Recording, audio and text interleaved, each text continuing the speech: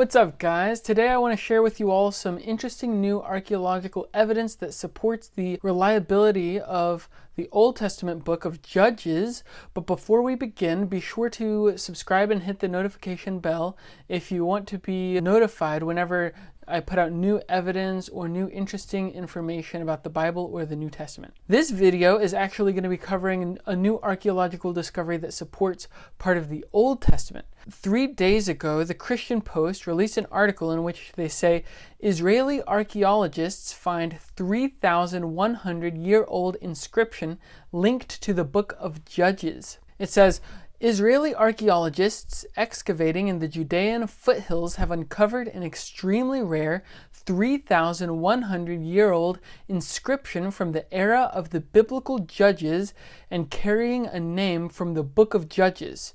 The inscription, the name Jerubbaal, on a small jug from 1100 BCE, which the archaeologists uncovered from a storage pit at the Khirbet el-Rai site, could be the first hard evidence of a name from the biblical stories of the Judges that is on an artifact contemporary to the period the times of Israel said. Now, this is very important because this artifact is so old. It's not a later artifact or a later writing talking about an earlier time period. This is contemporary to when the book of Judges apparently took place. The name of the judge Gideon ben Joash was Jerubbaal, but we cannot tell whether he owned the vessel on which the inscription is written in ink, the archaeologists said in a press release, UPI reported. Now, Gideon is the judge who took 300 soldiers and completely wiped out the Midianites. He was actually renamed to Jerubbaal.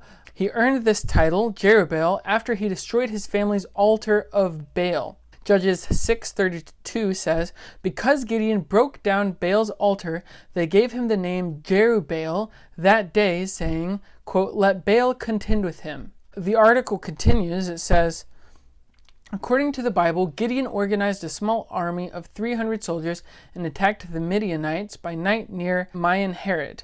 Lead archaeologist Yosef Garfinkel and Sar Goner, who are professors at the Hebrew University of Jerusalem, said, it goes on, in view of the geographical distance between the Cephala and the Jezreel Valley, this inscription may refer to another Jerubbaal and not the Gideon of biblical tradition, although the possibility cannot be ruled out that the jug belonged to the judge Gideon, the two archaeologists added. In any event, the name Jerubbaal was evidently in common usage at the time of the biblical judges. It seems like the only reason they're saying that this name was in common usage is if you assume that it's not referring to Gideon. If it is referring to Gideon, then it's not necessarily that the name was in common usage. But either way, whether this is referring to Gideon or not, it still shows that the Old Testament is reliable. This is because most scholars think that the book of Judges actually wasn't written at the time in which it's set, but rather that it was written about over 500 years later in 550 BCE. This means that the book of Judges would be based on oral traditions that were passed down until it was written down in 550 BC, if their dates are correct. But the reason this is important is because it shows that they got the names right for the correct time and place, which seems to suggest that the oral traditions are actually going back to the right time period that they describe. The article goes on, in any case, the discovery, which was published in the open access Jerusalem Journal of Archaeology, is significant because of the debate as to whether biblical tradition reflects reality and whether it is faithful to historical memories from the days of the Judges and the days of David. They continued, the name Jerubbaal only appears in the Bible in the period of the Judges, yet now it has also been discovered in an archaeological context in a stratum dating from this period. This means that whoever wrote the book of Judges used the correct name for the right time period that the story was set.